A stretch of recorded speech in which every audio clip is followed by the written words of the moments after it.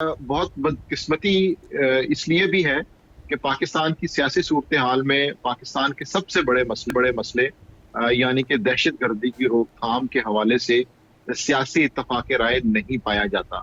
और मैं समझता हूँ कि इस हवाले से तहरीक इंसाफ भी कसूरवार है और हुकूमत वक्त को भी अपनी जिम्मेदारी अदा करनी चाहिए। अगर तहरीक इंसाफ की जानिब से अपोजिशन में होने की वजह से कुछ इस तरह के मुतालबात रखे जा रहे हैं तो उन्हें भी उसके ऊपर नजर षानी करनी चाहिए।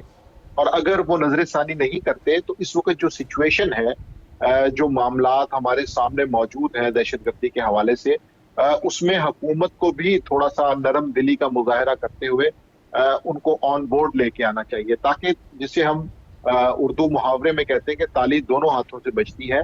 तो इस वक्त दोनों ही हाथ एक दूसरे से दूर हैं और इसी वजह से हम ये देख रहे हैं कि इस बड़े मसले के हवाले से जब तक सियासी इत्तफाक राय नहीं होगा उस वक्त तक ये जंग जीतना खासा मुश्किल है। उसकी वजह यह है कि तहरीक इंसाफ को भी अपने रवैये के हवाले से अपने उन तमाम रहनुमाओं की राय को तवज्जो देनी होगी कि जो इस वक्त मुफाहमत की बात कर रहे हैं, जो इस वक्त इत्तफाक राय बनाने की बात कर रहे हैं, उन लोगों को बैकफुट पे जाना होगा कि जो लोग इस वक्त मामले को बिगाड़ने की या पॉइंट स्कोरिंग की बात कर रहे हैं।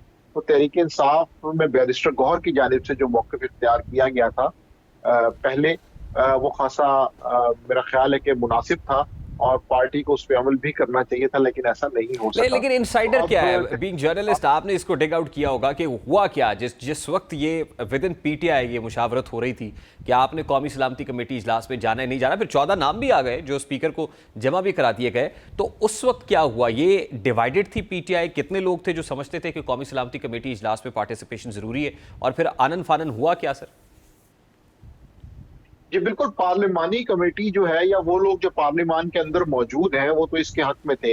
लेकिन तहरीक इंसाफ में इस वक्त एक ऐसा क्राइसिस है कि जिसके ऊपर बात नहीं की जाती। वो क्राइसिस ये है कि कहीं ना कहीं सोशल मीडिया ने, उनके कीबोर्ड वॉरियर्स ने जो पॉलिसी है या पॉलिसी साज जो है तहरीक इंसाफ के, उनको इन्फ्लुएंस किया है, उनको टेक ओवर करने की कोशिश की है। इसकी वजह से जो भी पार्लिमानी पार्टी की जानिब से फैसला होता है उसके ऊपर एक डिफरेंट ओपिनियन आती है, उसको काउंटर किया जाता है, उसके खिलाफ बोला जाता है। अब इस सारी सिचुएशन के अंदर स्पेशली तहरीक इंसाफ के वो लोग जो पार्लियामान के अंदर हैं वो ये अफोर्ड नहीं कर सकते कि पार्लियामान के बाहर जो लोग हैं उनकी जानिब से उन पर कोई इल्जाम लगाया जाए, उनको ये कहा जाए कि आप सहूलतकार हैं या आप दूसरों से मिले हुए हैं। तो वो इस चीज को अफोर्ड नहीं कर सकते। इस वजह से हम ये देख रहे हैं कि एक फैसला नहीं है, कई ऐसे फैसले हैं कि जो तब्दील हुए, जो एंड टाइम पे बदल दिए गए। उसकी वजह यह है कि वो सबसे पहले पार्टी के अंदर अपनी कबूलियत जो है उसको इंश्योर करना चाहते हैं। ये एक इस वक्त बड़ा क्राइसिस है यानी जिसमें से PTI is primarily driven by social media at this point. देखिए, अगर ऐसे ही होगा और उसमें कोई स्ट्रॉन्ग स्टांस नहीं होगा या कोई ऐसा नहीं होगा जो जिससे हुकूमत बात कर सके, तो फिर आप कह रहे हैं कि हुकूमत को फ्लेक्सिबिलिटी दिखानी चाहिए। हुकूमत क्या फ्लेक्सिबिलिटी दिखाएगी? क्या ऑप्शन मौजूद है? बानी पीटीआई को रिहा कर दें? जी बिल्कुल, इसके अंदर हुकूमत के पास कई ऐसे ऑप्शंस होते हैं क्योंकि जो गिविंग हैंड है वो हुकूमत का, इख्तियारात हुकूमत के पास है। ऐसे हो सकता है मिसाल के तौर पे मुलाकात करवाई जा सकती है, मिसाल के तौर पे उनकी नजरबंदी का जो मुकाम है वो तब्दील किया जा सकता है। एटलीस्ट उनको टेबल पे लाने के लिए उनके जो बड़े बुनियादी 2-3 मुतालबे हैं उनके ऊपर अमल दरामद तो बेशक ना किया जाए, लेकिन उसकी जानिब चलने का इंदिया दिया जा सकता है। हमारे सामने 2014 की मिसाल मौजूद है जब धरना भी हो रहा था, मुस्लिम लीग नून तहरीक इंसाफ आमने सामने भी थे, लेकिन उस वक्त जनरल राहील शरीफ भी मौजूद थे। तो वहां पर इस चीज को इंश्योर किया गया कि धरने वाले भी उस मुकाम पे मौजूद हों, गवर्नमेंट भी उस मुकाम पे मौजूद हो, ताकि जो पॉलिटिकल लीडरशिप है जब वो मिलिट्री लीडरशिप के साथ बैठेगी तो फिर एक इत्तेफाक राय से फैसला होगा। और हमने देखा कि उसके बाद 2014 से ऑनवर्ड हम देखें तो जो टेररिज्म के नंबर्स हैं, जो वेव है, वो डिक्लाइन की तरफ है, वो लेकिन नीचे। देखिए, उस वक्त जैसे आपने हवाला दिया कि उस वक्त जनरल राहील शरीफ, मिलिट्री इस्टेब्लिशमेंट का बड़ा रोल था उस वक्त। धरने से उठ के लोग कहाँ गए थे, किससे मिलके आए थे, मुलाकात कहाँ हुई थी और किसने किरदार अदा किया था, वो किसी से ढका छुपा नहीं है। तो आप इशारा कर रहे हैं कि अब अगर किसी को रोल प्ले करना है तो वो मिलिट्री इस्टेब्लिशमेंट है, जिसको गिविंग एंड के ऊपर तो फिर जाहिर है वही होता है जो बड़ा होता है।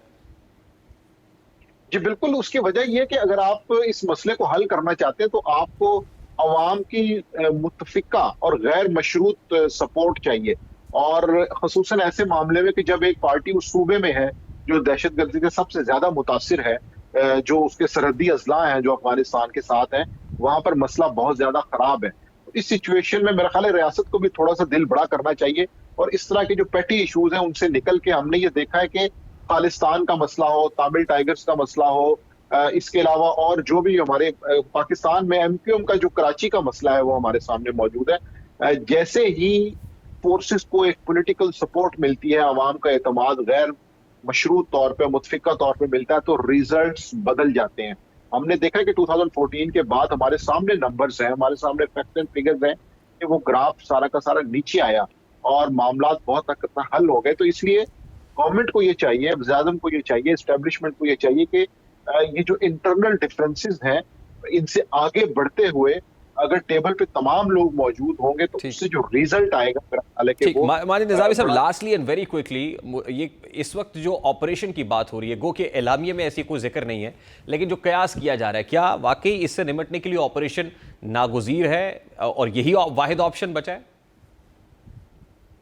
देखिए इस वक्त ऑप्शंस तो कई मौजूद हैं, लेकिन अगर आपने ऑपरेशन करना है तो उसमें एक बड़ा बुनियादी नुक्ता हमें सोचने की जरूरत है। वो ये है कि खैबर पख्तूनख्वा के अंदर खुसूसन जितने ऑपरेशंस हुए हैं उसके बाद वहाँ के जो लोग हैं उनको गवर्नेंस के इश्यूज की वजह से बहुत मुश्किलात का सामना करना पड़ा है।